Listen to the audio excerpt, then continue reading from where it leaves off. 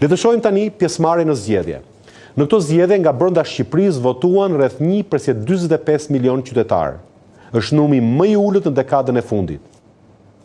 Sa i përket diasporës, rreth 250.000 votues u regjistruan dhe morën fletët e votimit, afërsisht 14% e numrit total të votuesve që jetojnë në diasporë.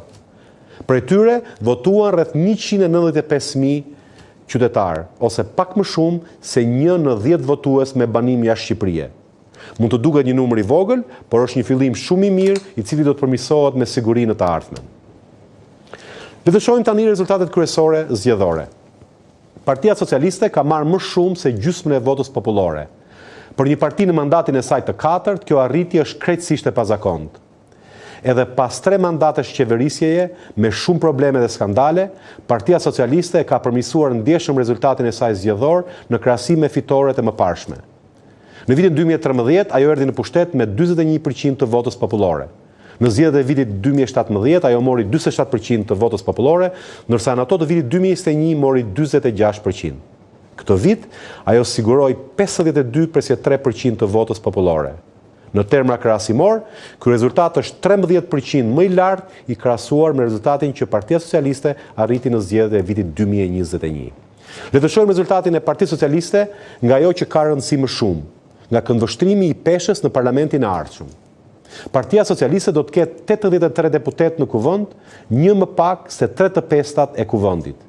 Megjithatë, socialistët e kanë të garantuar këtë shumicë së bashku me 3 votat e Partisë Socialdemokrate, e cila tradicionalisht i bashkon votat e saj me ato të Partisë Socialiste. Kjo do të thotë që Partia Socialiste dhe kryeministri Edi Rama kanë siguruar shumicën prej 3/5 në kuvend, e cila është e mjaftueshme për të ndryshuar apo miratuar çdo ligj me përjashtim të kushtetutës, si dhe për të emëruar çdo funksionar shtetëror në Republikën e Shqipërisë. Partia Demokratike mori rreth 34% të votës popullore. Ajo ka pësuar një rënje të ndjeshme si në vota absolute, ashtu dhe në përqitje në krahasim me vitin 2021. Një zhvillim shumë i rëndësishëm në këto zgjedhje ishte ajo që mund ta quaj triumfi i partive të reja. 3 parti që morën pjesë për të parë në zgjedhje arritën secila një rezultat më të mirë se çdo parti e re ka arritur më parë, duke thyer kështu mallkimin historik që i ka përndjekur gjithmonë partitë e reja në zgjedhje. Nisma Shqipëria bëhet, Partia Mundësia dhe Lëvizja Bashk morën në total rreth 9% të votës popullore.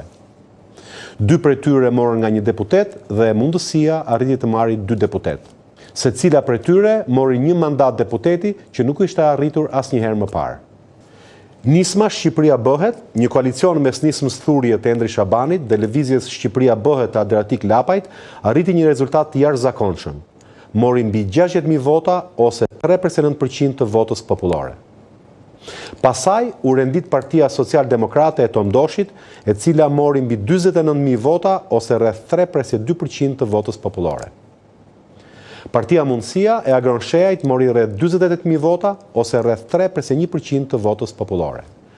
Lëvizja Bashkë e Arlind Qorit mori rreth 24.000 vota ose gati 1/6% të votës popullore. Koalicioni Aeroatlantik i Lulzim Bashës arriti gjithashtu një rezultat të mirë, mori mbi 20.000 vota ose mbi 1/3% të votës popullore, edhe pse ai nuk arriti dot të fusë asnjë mandat në kuvendin e Shqipërisë. Partia e re që mund të thuhet se dështoi ishte Partia Djathas 1912 e Ngelejda Alibeajt, e cila në koalicion me Lëvizjen për Zhvillim Kombëtar të Dashamir Shehit mori vetëm rreth 6.000 vota ose më pak se 0.4% të votës popullore. Nëse partitë e reja triumfuan në votën popullore, sistemi zgjedhor i ndëshkoi ato në sigurimin e mandateve parlamentare. Kemi folur dhe më herët për tiparet shtembëruese të sistemit tonë